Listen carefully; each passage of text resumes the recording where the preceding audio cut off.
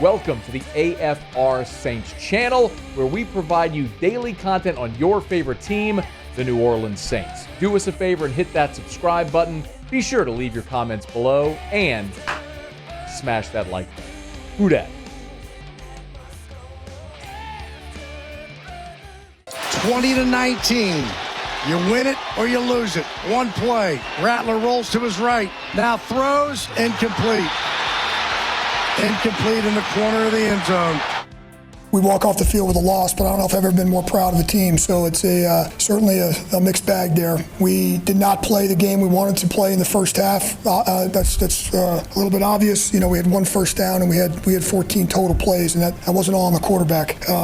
You know, we felt like we needed to make a change there at halftime. We did. Spencer did a great job, came in, provided some spark. But not only that, we played. We only gave up 6 points in the second half, which gave us a chance to win. But as I just told the team, we needed one more play, and unfortunately, we dug too big of a hole there in the first half. It was all on the quarterback, and that's why you made the change at halftime. He's not going to say it, I get it, because he's the head coach of the team, and he's certainly not going to pin it on one player, and I completely understand and respect that. He's not worried about what you or I think. He's worried about maintaining his locker room and the confidence of the team and all that sort of stuff. And I get it, and I respect it, but Jake Haener was atrocious. He was atrocious. The decision to start Jake Haener cost you a football game, period. Period. Your defense sacked Jaden Daniels 8 times. You held Washington to 20 points. Rattler rallied you in the second half. You got a few breaks. They missed a field goal, a 54-yarder that would have basically put it out of reach. But you lost because of the decision to start Jake Haener. He was atrocious. I could have been as effective as Jake Haener. I mean, you ran 14 plays in the first half. You were shut out. You can't do worse than being shut out. What an incredibly emotionally conflicting game. I did not expect the New Orleans Saints to win that game. I picked against them. I thought it would be one-sided. And for a half, it was one-sided. The New Orleans Saints had 38 yards of offense in the first half. 38 net yards of offense. Throughout the course of those 3 hours on Sunday, I felt all of the emotions. It was embarrassing watching the first half, where you ran 14 offensive plays. Jake Haener was anemic. You had 38 yards of offense at the end of the first half. That's embarrassing to watch. It was encouraging watching the defense, wasn't it? I mean, that's a defense that was on the field for 41 minutes. 60-minute game, your defense was out there for 41 minutes, and they held a really dynamic offense to 20 points. You got 8 sacks. How about DeMario Davis playing his ass off? How old is DeMario Davis? Do we have to keep reminding ourselves of this? I think DeMario Davis is creeping into the territory of being my favorite New Orleans Saint of all time. Like, my youth, if I could take a brief diversion here, Dalton Hilliard was my first ever favorite player in anything. I'm not old enough to have watched Dalton Hilliard with LSU, but Dalton Hilliard rocking the 21 with the Saints was my first favorite player in anything, ever. Like, I've done this job long enough and been around enough coaches and athletes and celebrities and all that stuff that you become a little numb to it. I would probably be starstruck if Dalton Hilliard walked through the door right now, because he was my first favorite. And I've still never interviewed or talked to Dalton Hilliard. Weird that that's never happened. You probably could do that. But anyway,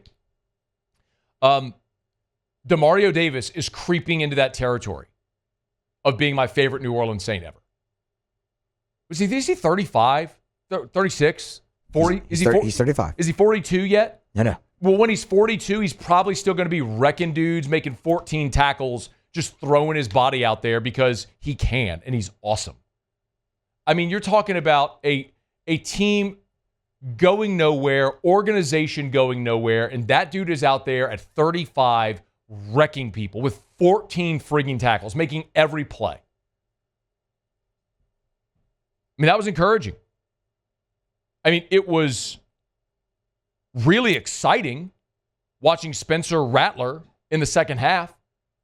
Rattler led 4 scoring drives in the second half. Now, Spencer Rattler wasn't awesome. I mean, he completed less than 50% of his passes. So it's not like Spencer Rattler went out there and looked like Josh Allen. It's not like we were talking about an MVP caliber performance. He was 10 of 21 for 135, a touchdown right there at the gun, and no interceptions. He was plenty good enough. Not great, but plenty good enough. And that's encouraging. It was infuriating that you started Jake Haener to begin with. We talked about that all last week. It was exhilarating that you convert the 4th down as the clock's running. Foster Moreau's got to throw defenders off of him so you can get up to the line of scrimmage and spike it. You get the spike, one play into the end zone, bada bing, bada bang, bada boom. Touchdown, Foster Moreau, going for 2. Love the decision to go for 2. And then, of course, it was super disappointing that you weren't able to convert and get the win. But then, the conflicting emotion is you're like, but then the draft stuff and you lost and whatever. I mean, I get it. It was a very emotionally conflicting 3 hours. But as my point of view consistently here, as the Saints have been, while not mathematically eliminated, they're still not mathematically eliminated. They would have to win out, and you would have to have the Bucs lose out over the final 3. It's not going to happen, but they're not mathematically eliminated. But for as long as they have kind of been out of it, my contention is what I am hoping to see here over the remainder of the season is what are we learning about this team? This is a continued audition for Darren Rizzi. We are learning if Alontae Taylor and Kool-Aid McKinstry are capable of being your boundary corners. We are continuing to watch Taliesin Fuanga and Trevor Penning as starting tackles in the NFL, watching Brian Brzee continue to emerge. There's a lot that we're trying to learn there with this team as it continues to go along. But Spencer Rattler's second half performance is one that you have to keep in mind and acknowledge, because what we're all trying to see is like Derek Carr is not leading this team anywhere. I mean, he is what he is today, the same thing I told you he was the day they signed him.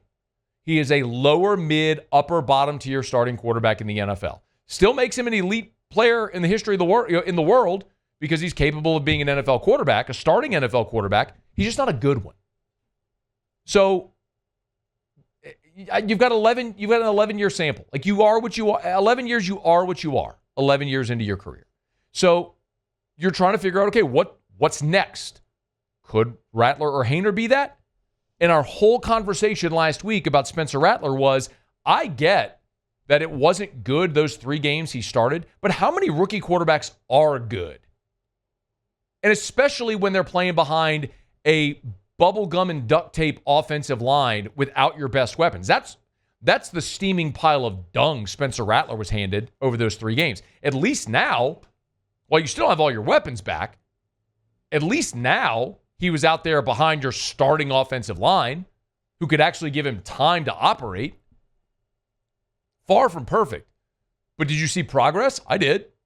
Would you like to see more? I would. I don't think it's going to go super great on Monday Night Football at Lambeau if he draws the start. But he's earned it if Carr isn't back. How about your defense? 8 sacks. Sacked Jaden Daniels 8 times. Chase Young, 2 sacks. Cam Jordan, great to see, 2 sacks.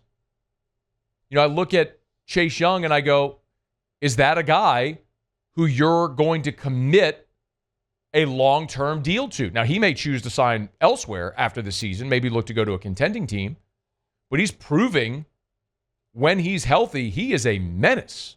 2 more sacks against his former team on Sunday. Now, I think Chase Young's going to have a lot of suitors in free agency, but that's a guy the Saints should certainly look at. For the game itself, there are a couple of special teams gaffes it's disappointing. I mean, think about the opening, if you watched the game, if you didn't, the opening defensive possession for the Saints. Commanders are driving, and the defense comes up with a stop. They force a field goal attempt. Washington makes it.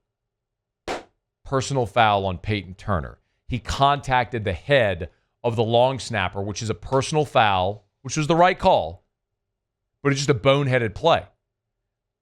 Gives them a first down. They end up scoring the touchdown. That's a 4-point swing. At the end of the third quarter, this is an officiating gaffe, which is absolutely inexcusable. Washington's lining up for a field goal at the end of the third quarter, clock running. The third quarter expires. And it's not like it was, they snapped it right when it hit 0. It was like 1,001, 1,002, 1,003, 1,000, snap it. And he misses the field goal.